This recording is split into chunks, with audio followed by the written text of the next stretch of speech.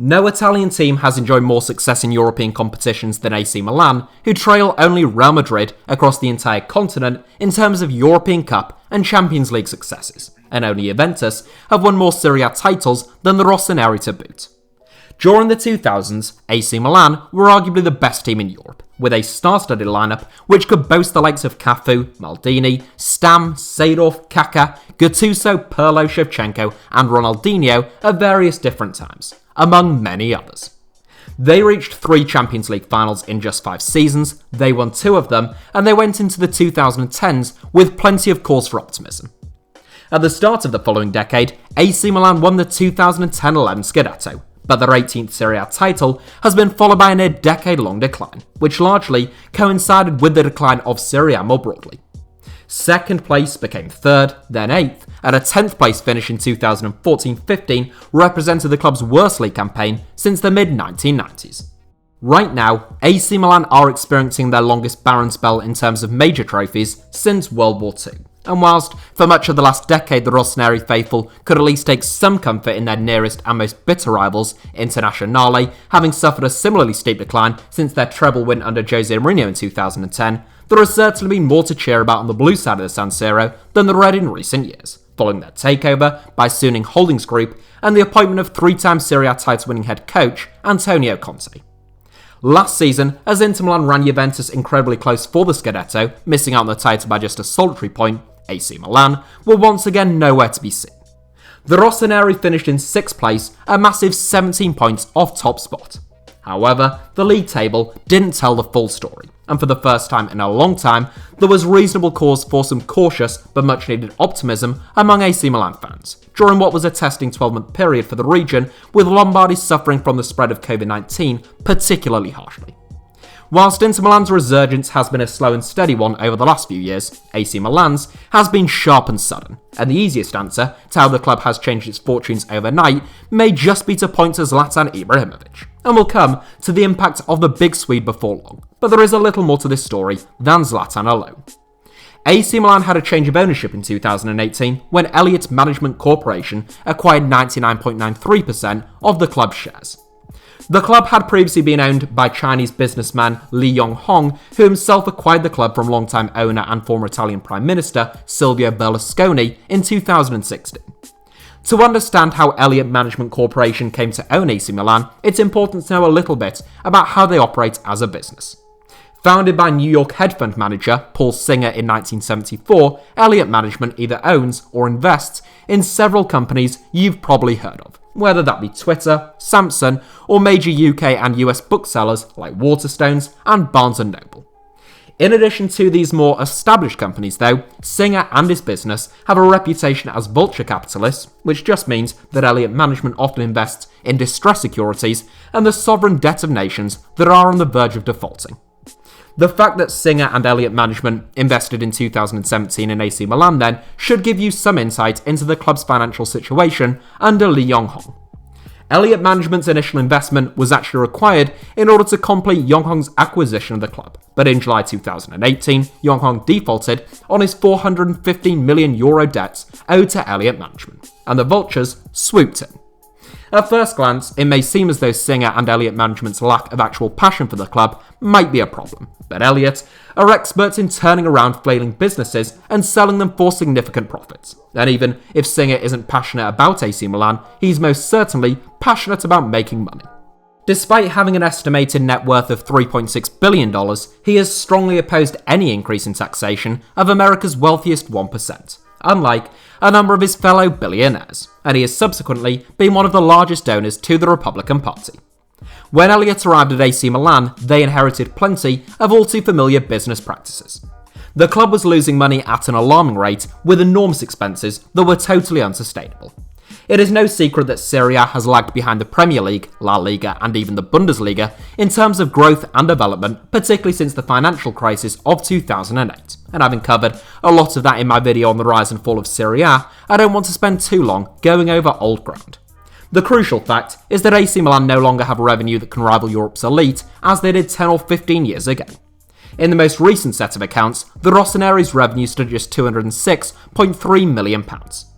That's less than the Bundesliga's current basement boy Schalke, Premier League side West Ham United, and even fellow Serie A outfit Napoli brought in during the same period. To put things into perspective, AC Milan's 2018-19 revenue was £634 million less than Barcelona's, but only £32 million more than Crystal Palace's. I doubt any further evidence of the club's commercial decline is required, but just in case, here we go.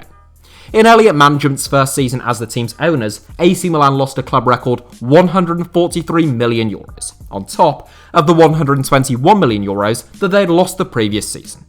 Drastic action was required, and Elliott had to inject a €50 million support package into the club as an era of austerity began at the San Siro. The club had the second highest wage budget in Serie A when Elliott Management arrived, trailing only Juventus. That is, a Juventus team which had won 7 successive Serie A titles at the time and reached 2 out of the last 4 Champions League finals, in comparison to an AC Milan team that was titleless since 2011, had just finished 6th and hadn't qualified for the Champions League since 2013-14. Paul Singer is actually an Arsenal fan, and one of Elliott Management's first big moves at AC Milan was to poach the Gunners' former chief executive. The new ownership overhauled the AC Milan boardroom, and whilst few Arsenal fans would have wept upon hearing news that Ivan Gazidis had left the club, AC Milan felt sure that they had got the right man for the job. In an interview with The Athletic a few months back, Gazidis made no secret of his admiration for Liverpool and desire to emulate what the Reds had achieved under Jurgen Klopp at AC Milan. There are plenty of similarities between the AC Milan that Elliott Management inherited and Liverpool a few years ago. Both European giants with enormous continental success experiencing major barren spells by their own high standards. Gazidis is a man who has always talked a good game. Arsenal fans had grown tired of a pattern of over-promising and under-delivering at the Emirates by the time he left the club, but it can be crucial to have a good communicator at the helm who can relay your ambitions to supporters and help them buy into your vision for the club, especially at a time when you're looking to reduce the wage budget and build a long-term project. What's more, Gazidis is far from a one-man band. AC Milan have a technical committee in which everyone is singing from the same hymn sheet but is able to operate in the areas in which they know best. Club legend Paolo Maldini was brought in as a technical director, Frederic Massara as director of football, and former Goldman Sachs analyst and Aston Villa sporting director Hendrik Almstad was tasked with managing AC Milan's bulging budget. The club still lost €49 million after tax in 2019-20, but during what was an extremely testing period for clubs due to the corona crisis, those figures are much more in line with Europe's other big clubs than the team's losses in previous years. Another key appointment has been Geoffrey Moncada, a 34-year-old native of the town of Saint-Tropez. Moncada honed his skills as a performance and data analyst at Monaco before beginning his rapid ascent from scout to one of the most revered chief scouts within the European game. On Moncada's watch, Monaco were able to sign players like Bernardo Silva, Thomas Lemar, and Benjamin Mendy for reasonable fees, who went on to dethrone PSG by winning the Ligue 1 title in 2017 before being sold for enormous profits. The responsibility put on Moncada's young shoulders is reflective of a larger focus on youth at AC Milan, both in terms of the club's recruitment team, data analysts, backroom staff, and squad. Despite the presence of Zlatan Ibrahimovic, AC Milan still have one of the youngest squads in Serie A, and that's a stat that the club would like to maintain. So far, so good in terms of Moncada's recruitment. In July 2019, the club signed faltering Real Madrid fullback Theo Hernandez for just €20 million. Exactly the type of player that the club wants to identify in the transfer market, Hernandez had enormous potential but was available for a reasonable price, having struggled ever since his move to the Bernabeu. In the summer just gone, Moncada and his team pulled off another masterstroke, bringing Sandro Tonali to the club for just €25 million, with the possibility of a further €10 million later being payable in add-ons. For a 20-year-old as phenomenally talented as Tonali, the deal was a snip, and it showed that AC Milan's pulling power hadn't been entirely diminished by their decade of decline. In January 2019, it was reported that even Gazidis had vetoed deals for Cesc Fabregas and Zlatan Ibrahimovic due to the club's newfound focus on youth. But 12 months later, Ibrahimovic returned to the club where he scored 56 goals in 85 games and won 2 trophies between 2010 and 2012. It was proof of some welcome pragmatism, and along with Simon Kjaer, who also arrived that January window, AC Milan suddenly had a much-needed injection of experience and know-how, in addition to a hatful of goals, of course. January proved to be the turning point in so many respects for AC Milan. Following a dreadful start to the campaign, Marco Giampaolo had been sacked and replaced by Stefano Pioli, but it wasn't much of a honeymoon period for the new boss. Throughout much of 2020, it seemed certain that Ralf Rangnick would replace Pioli over the summer. On December 22, 2019, AC Milan were thrashed 5-0 by Atalanta. The result left them in 11th place in the Serie A table, 21 points behind their league leaders Inter Milan and only 7 points above the relegation zone. But from January onwards, the club embarked upon a tremendous run. In fact, from January through to the end of the season, Real Madrid and Bayern Munich were the only teams with a better points per game record than AC Milan in Europe's top 5 leagues. Their wretched start meant that even a run of 8 wins from 11 games in which the club went unbeaten could only propel them to 6th place, but the performances were such that Gazidis and his team U-turned on their decision to appoint Rangnick and stuck with Pioli. The early signs this season suggest that it was a wise decision. Pioli's remit upon his appointment was to play front foot football, pressing high up the pitch, winning the ball back in dangerous areas, and creating a hatful of chances. That's largely what AC Milan have been able to achieve this season through the use of a narrow 4-2-3-1 formation. Between the sticks, the Rossoneri have one of the outstanding goalkeepers in world football, and it won't be long before Gianluigi Donnarumma is the best keeper on the planet. The team's width comes from their fullbacks, Theo Hernandez and Davide Calabria. Hernandez takes all the headlines, understandably, given that he has already scored 4 goals and made 3 assists from left-back this season. But no one has played more minutes for AC Milan during the 2020-21 campaign than his opposite fullback, Davide Calabria. Make no mistake, Calabria is neither as gifted nor as productive in the final third as Hernandez, and he never will be, but he is fantastically functional in this AC Milan side.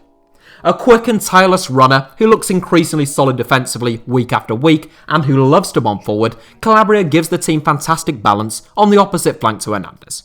In front of the team's back four, although often found deeper than the 2 fullbacks, you have Franck Kessié and typically either Ismael Benacer or Sandro Tonali in central midfield.